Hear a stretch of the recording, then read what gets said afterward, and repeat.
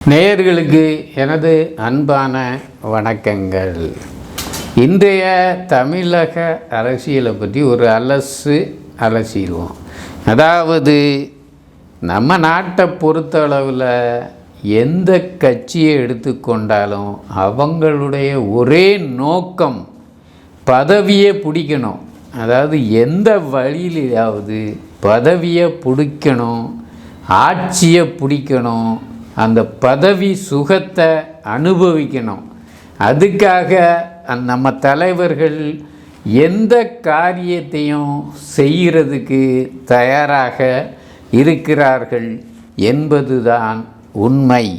அவர்கள் ஒவ்வொரு கட்சியும் தங்களுக்கு தனித்தனி கொள்கையை வைத்து கொண்டு இந்த அலையன்ஸ் என்று சொல்லப்படுகிற கூட்டணிக்காக தங்கள் கொள்கைகளையெல்லாம் தியாகம் செய்துவிட்டு பதவியை பிடிக்க வேண்டும் என்ற ஒரே நோக்கத்தோடு இந்தியாவில் உள்ள அனைத்து கட்சிகளும் செயல்படுகின்றன என்பதே உண்மை. நம் தமிழ்நாட்டை பொறுத்த அளவில் 2024 தேர்தலின் போது அதிமுக பொதுச் செயலாளர் மிகவும் திட்டவட்டமாக, அதாவது அதிமுக 2024 பாராளுமன்ற தேர்தலில் மட்டும் அல்ல, 2026 சட்டசபை தேர்தலிலும் பாஜகவுடன் எந்த விதமான உறவும் கூட்டணியும் வைத்து கொள்ளாது என்றும், அது மட்டுமல்ல இனிமேல் எங்களுக்கும் பாஜகவுக்கும் எந்த விதமான கூட்டணியும் கிடையாது என்று திட்டவட்டமாக அறிவித்தார். ஆனால் தற்பொழுது பாராளுமன்ற தேர்தல் முடிந்து ஒரு வருடத்தை கூட தாண்டாத நிலையில் தற்பொழுது எடப்பாடி பழனிசாமி அவர்கள் யாரும் எதிர்பாராத விதமாக டெல்லி சென்று அமித்ஷா அவர்களை சந்தித்தார்.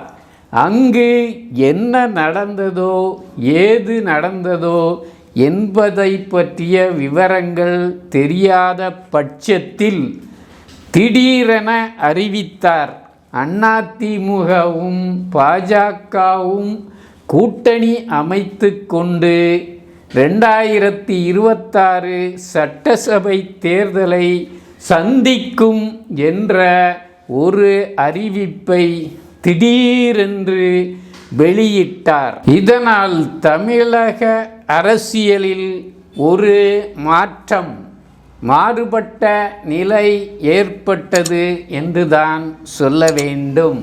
அதாவது 2021 ஆண்டு நடைபெற்ற சட்டசபை தேர்தலில் பாஜக கட்சியும் அதிமுக கட்சியும் கூட்டணி அமைத்து போட்டியிட்ட போதிலும் அவர்கள் நினைத்த அளவில் வெற்றி பெறவில்லை என்பதே உண்மை.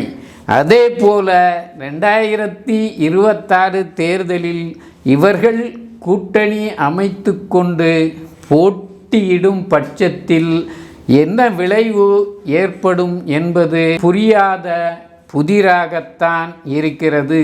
பாஜக கட்சியும் அதிமுக கட்சியும் கூட்டணி சேர்ந்ததால் தமிழகத்தின் அரசியல் நிலைமையில் சற்று மாற்றம் ஏற்பட்டுள்ளது என்பதே உண்மையிலும் உண்மை. அதிமுக பாஜக கூட்டணிக்கு முட்டுக்கட்டையாக இருந்த பாஜக முன்னாள் தலைவர் அண்ணாமலை திடீரென்று மாற்றப்பட்டார், அந்த பதவியிலிருந்து தூக்கப்பட்டார். அது மட்டுமல்ல, அதிமுக கட்சியிலிருந்து விலகி பாஜகவில் சேர்ந்த நயினார் நாகேந்திரன் அவர்கள், அதாவது அதிமுக தலைவர்களிடம் ஒரு காலத்தில் செல்வாக்கில் இருந்த நயினார் நாகேந்திரன் அவர்கள் பாஜகவின் தலைவராக தேர்ந்தெடுக்கப்பட்டுள்ளார்.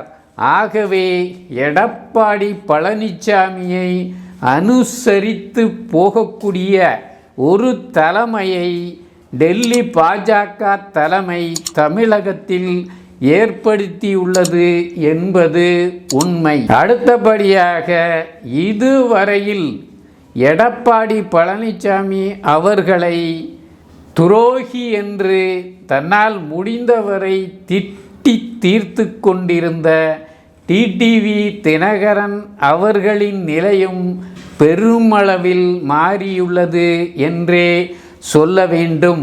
அவர் எடப்பாடி பழனிசாமி அவர்களை தாக்குவதை விட்டு புகழ்ந்து தள்ளும் அளவிற்கு சென்றுள்ளார் என்பதே உண்மை. பாஜக கட்சி அதாவது 2024 பாராளுமன்ற தேர்தலுக்கு முன்னர் பிரிந்து சென்ற அதிமுக கோஷ்டிகளான இபிஎஸ் கோஷ்டி, ஓபிஎஸ் கோஷ்டி, டிடிவி தினகரன் கோஷ்டி மற்றும் சசிகலா கோஷ்டி, இந்த 4 கோஷ்டிகளையும் ஒன்றாக சேர்த்து கூட்டணி அமைத்து போட்டியிட்டால் தமிழகத்தில் ஆட்சியை பிடித்துவிடலாம் என்று கண்ட கனவு பலிக்காததால் பாஜக தனியாக கூட்டணி அமைத்து போட்டியிட்டது.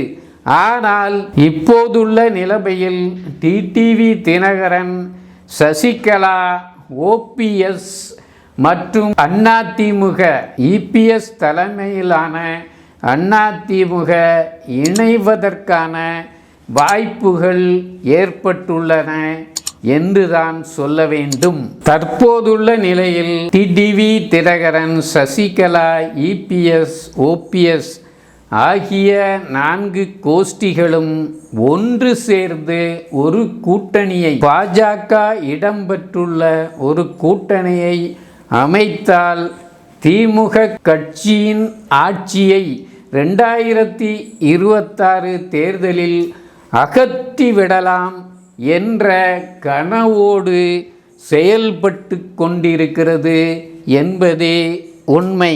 எது எப்படி இருந்தாலும் அடிக்கடி தன்னுடைய நிலையை மாற்றிக்கொள்ளும் இபிஎஸ் அவர்களை நம்பி அதிமுக தொண்டர்கள் இந்த கூட்டணிக்கு ஆதரவு அளிப்பார்களா, வாக்களிப்பார்களா, வரும் 2026 சட்டசபை தேர்தலில் வாக்களிப்பார்களா என்பதை பொறுத்திருந்துதான் பார்க்க வேண்டும்.